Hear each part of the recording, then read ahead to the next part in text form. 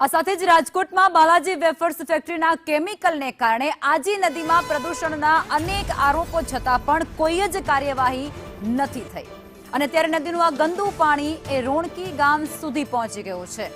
ન્યારી અને બેડી નદીમાં ગાંડીવેલનું સામ્રાજ્ય છવાઈ ગયું છે અને જેનાથી રોણકી ગામમાં મચ્છરોનો ઉપદ્રવ એ વધી ગયો છે। પ્રદૂષણ પાણીથી લોકોમાં બીમારી પણ વધી રહી છે। ગામના 40થી પણ વધુ ઘરો એ આ બીમારીને કારણે અસરગ્રસ્ત થયા છે અને તે છતાં તંત્રના પેટનું પાણી નથી હલતું।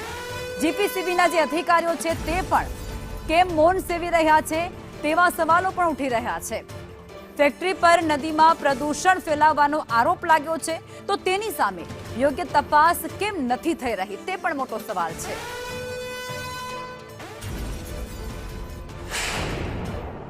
આ પાણી બધું રાજકોટનું અહીંયા આવે છે આ નદીમાં, એના હિસાબે આ વેલ થાય છે અને એમાંથી આ મચ્છરો સાંજ પડે ને ઉડે અને આ ગામમાં આવે છે મચ્છરો અને જેને કઈડે એ બીમાર પડે છે। કેમિકલનું પાણી બહુ અવારનવાર આવે। કેમિકલ હતા અવારનવાર કારખાના થઈ ગયા, ગણતરી કરો એટલે જેવું તેવું પાણી ગણતરી।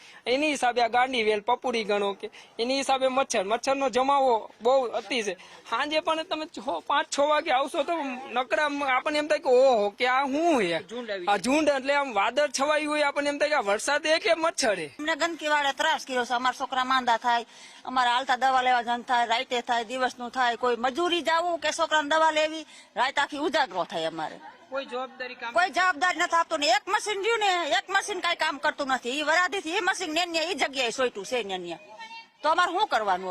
હવે આના હિસાબે બીમાર પડવાનું કે ધંધો કરવા જવાનો? પાણીમાં એવું બધું પાણી અમારે જો ડાર હોય તો ભરીએ કે નકર પછી આ સરકાર પાણી આપે ત્યારે પાણી આવે ત્યારે પી લેવાનું। આનું પાણી તો અમારે વપરાશ થાય નહીં। ગાંડી વેલ જ એટલી છે, ક્યાં જવું નાવા ધોવા? કેમિકલ, હા કેમિકલ એટલું એમાં છે। મચ્છરનો બહુ ત્રાસ છે। અમારે મજૂરી કરવા આવી તો અમારે કામ કરવું કે મચ્છરનું મંદવાડ હોય તો ખાટલા કેમ અમારે કામ કરીને મચ્છરનું ઘર અહીંયા મચ્છરના જ છે। નદીમાં ગંદારું પાણી આવે તો નદીમાં પપુડી છે તો ખડવાય અહીંયા નકરા મચ્છર હોય। હા બહુ જ હેરાન કરે છે। અરે મચ્છર 4-5 વાગે એટલે તમે ઉભા ન રહી શકો। ત્રાસ એટલે બહુ અતિ છે, બહુ ત્રાસ। 5 વાગે એટલે હુવાનું દે, બેહવાનું દે, રાંધવાનું દે તો સાહેબ શું કરવું કયો? અને ગરમી નાના માણસો કોઈ સાંભળતું જ નથી। આ રોણકીમાં કોઈ સાંભળતું જ નથી। અને આજ મુદ્દે સંવાદદાતા દિવ્યેશ અમારી સાથે જોડાઈ ચૂક્યા છે। દિવ્યેશ, ન્યારી નદીનું પાણી જે એટલું ભયાનક રીતે ગંદુ થઈ ગયું છે કે તેની આસપાસના જે ગામડાઓ છે તે ખૂબ પ્રભાવિત બની રહ્યા છે। રોગચાળાએ માજા મૂકી હોય તેવી સ્થિતિ સર્જાય છે, ગ્રામજનો પરેશાન છે। તે છતાં જીપીસીબીના અધિકારીઓ એ તસ્દી પણ નથી લેતા ત્યાં જઈને વિઝિટ કરવાની કે પછી તે લોકોને જવાબ આપવાની। વિગતો શું?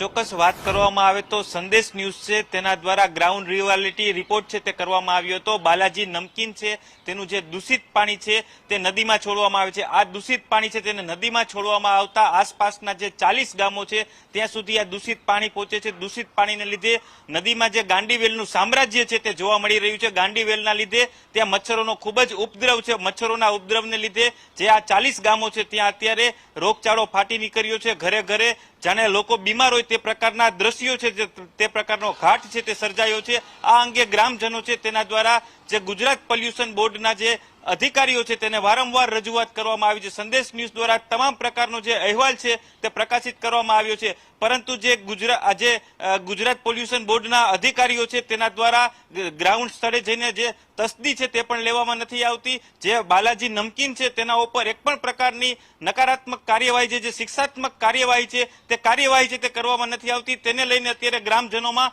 ભારે રોષ છે તે જોવા મળી રહ્યો છે, કેમ કે જે આ દૂષિત પાણી છે તેના લીધે પશુપાલકો પણ આ પાણી છે તે જે પશુઓ છે તે પણ આ પાણીનો ઉપયોગ નથી કરી શકતા, પશુઓ પાણી નથી પી શકતા અને જે આ દૂષિત પાણી છે તે ખેતીમાં જાય છે ત્યારે ખેતીને પણ વ્યાપક પ્રમાણમાં નુકસાન પહોંચે છે। તેને લઈને ગ્રામજનો છે તેના દ્વારા અનેક વખત રજૂઆત કરવામાં આવી છે, પરંતુ જે ગુજરાત પોલ્યુશન બોર્ડના જે અધિકારીઓ છે તેના પેટનું પાણી છે તે પણ હજી સુધી નથી હલ્યું। જી દિવ્યેશ, કેટલા વર્ષોની આ સમસ્યા છે?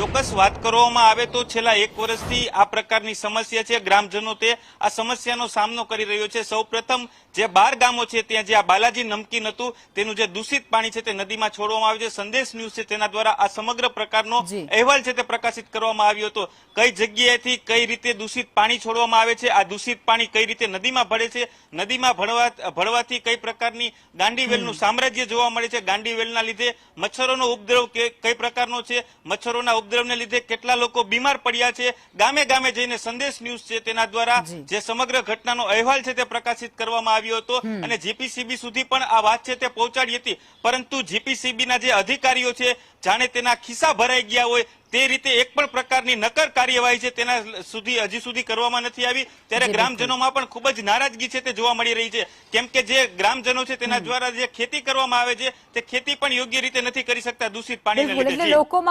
લોકોમાં હજુ અસંતોષ છે, ઘણી બધી સમસ્યા છે. આપ અમારી સાથે જોડાયા, આભાર.